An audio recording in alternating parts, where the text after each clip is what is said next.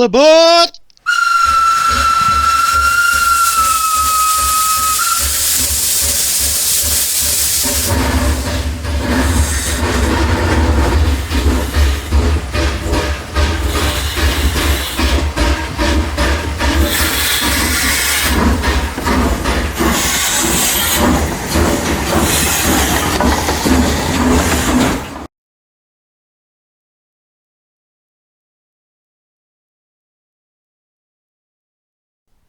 It is with the saddest possible news of all.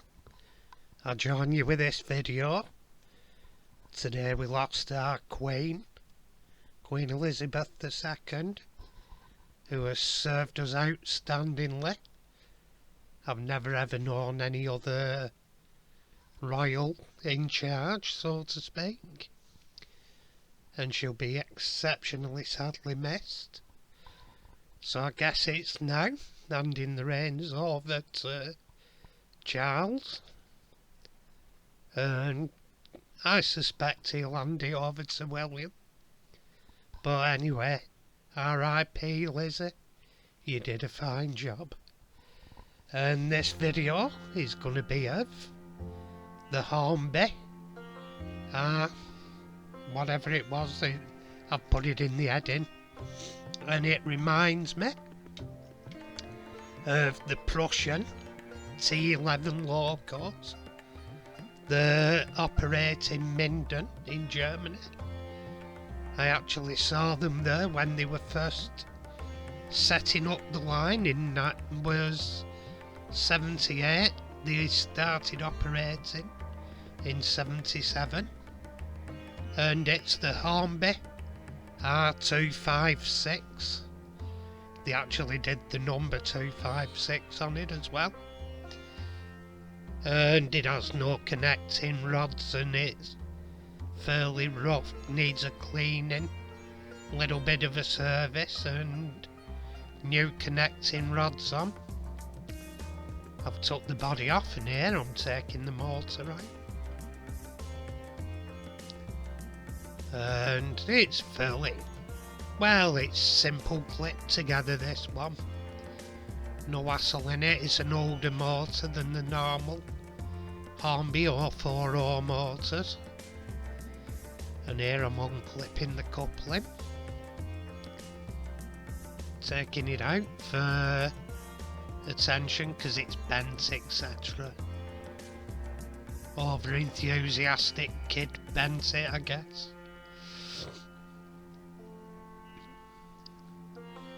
But just needs popping out and yob'll be a juddin'.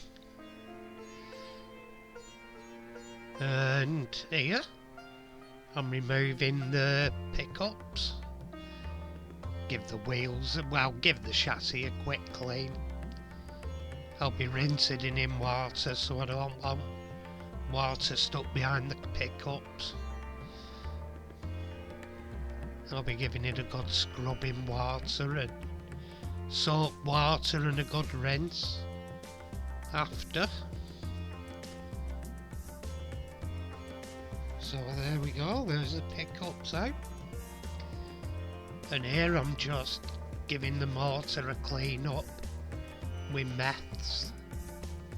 I did the same with chassis, gave it a clean with meths to remove the old oils and greases,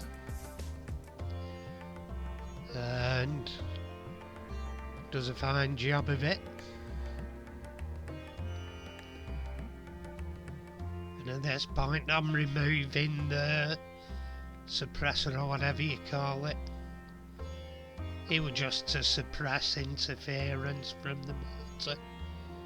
TVs and stuff have it built in nowadays. And besides, I don't think they even work off the old, well, they don't, they're digital now, TVs, so it's completely different to analogue. And the DCC's a different system, so that won't interfere with it, I shouldn't imagine. And there I'm putting oil on the bearings of the motor. And here I'm brushing oil into the chassis, and only hornby can do a square axle. Hands in way. Move your fat hands. It's not so bad, the shake, so you see 50% of what's going on anyway. And there we go, putting oil on the axles. As you can see, it's only hornby could do a square axle. I don't know what the thinking was, but hey ho. Confused me there.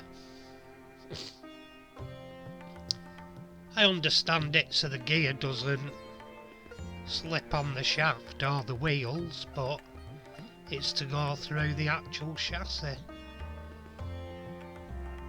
And there we go, the motor's back in.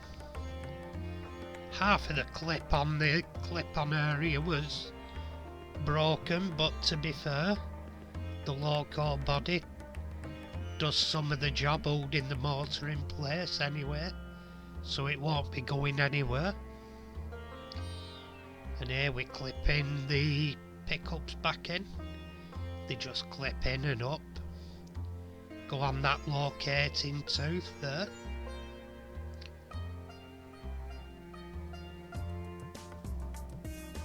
As you can see locating tooth there. I'm just pushing it down with a pair of pointed scissors. Make sure it's engaged.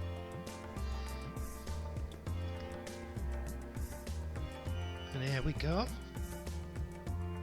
Pushing the other one up and onto the motor so it makes contact.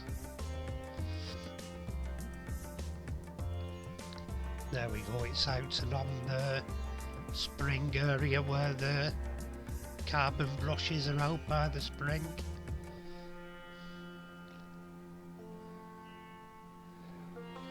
I mean, I suppose this motor would be more delicate, but I suppose you can take the carbon brushes out and replace them. Anyway, here we go. There we go, she runs. And switch the wires round. And she runs in the opposite direction. So job's a good one. We can get on with putting the connecting rods back on now. And these, the pins just push into the wheels.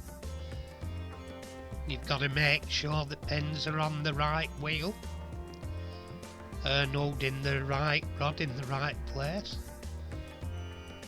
There's just the single connecting rod at the front, and the two red connecting rods go to the rear. As there, you can see I've clipped in the front one, the single one, and the two rods to the rear. And the pins are different. This is something you should pay attention to if you do the job. One has a deeper shoulder than the other for taking two con rods rather than one. The left hand one takes one con rod, and that's the front pin, and the right hand one takes two, and that's the rear pin that I'm just oiling there. And just put some oil in the piston blocks for the rods to drop down into. But I'm putting oil on each pin. Only a little bit, but... And here, we're straightening out the coupling, hammering it back into shape on the vise.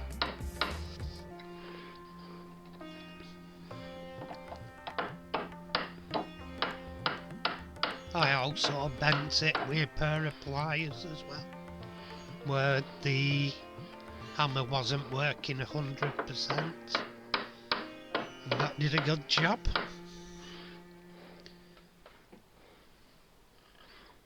There we are, just taking a little lump out there.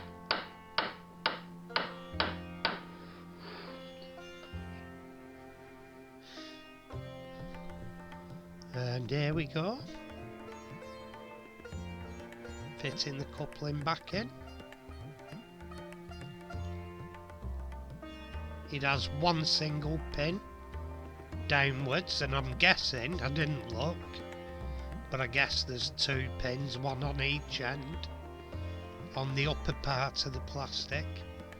Anyway, here's where we replace the body. Nice and snug. And here's where we give it a little rub.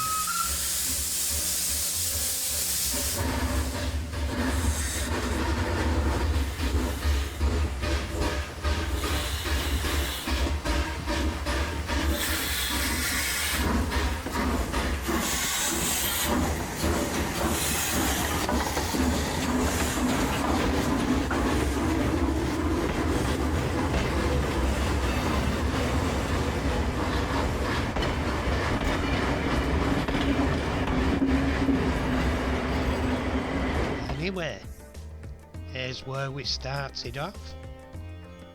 A bit mucky and needing a service. Hornby R256 440 tank engine with missing conrods as well. And I didn't mention I got the conrods from Peter's Spurs. And she's had a bit of a scrub and a bit of a service, new conrods, and looking mighty fine. Looking mighty fine indeed. And here we are, here's where we finished up. We're scrubbing it. I lost a little bit of the lining, but I'm not too worried about that. It's come up very nice, it runs very nice. I'm thinking of putting a loop round track above my bed, around the edge of my room, so I can have them running over top of my head. And this will be a nice little one with a little freight train. My idea is to swap the train every so often, so I have something different. It's just something out of the way and I can watch as I'm doing stuff on my computer. Anyway, thank you for watching and see you in the next